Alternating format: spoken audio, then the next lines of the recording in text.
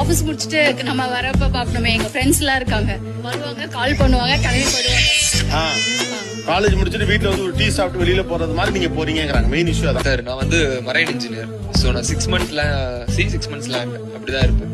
So நம்ம life எப்படி இருக்கும்னா, இவங்க ஐடில இருக்காங்க. காலையில வந்து உட்காந்தாங்கன்னா நைட்டு வரைக்கும் கால் இருக்கும்.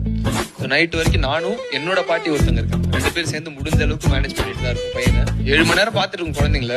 அதுக்கப்புறம் நம்ம டீ சாப்பிட சும்மா அப்படி பசங்க கூட அவர் தான் காலையில இருந்து பாத்துக்கிறாரு.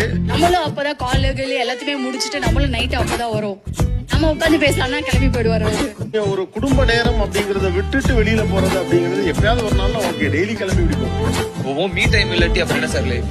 நமக்கும் வேலை முடிச்சுட்டு மீ டைம் இருக்கும்ல, நமக்கு ஒரு மீ டைம் தேவை இல்ல, நம்மளும் அதை ப்ரையாரிட்டைஸ் பண்ணணும். இப்ப இந்த மீன் அவங்க இருக்காங்களா இல்லையா, அதான் அவங்க கேக்குது. கண்டிப்பா சார், கண்டிப்பா. அவங்க எல்லாமே மீன் அவங்க இருக்காங்க. நீங்க இப்ப இந்த அவர் சொல்ற அந்த மீ டைம் ஃப்ரெண்ட்ஸோட வெளியில போறது அது மாதிரி எப்ப எடுத்துக்கிட்டீங்க லாஸ்டா? 2 years இருக்கும்.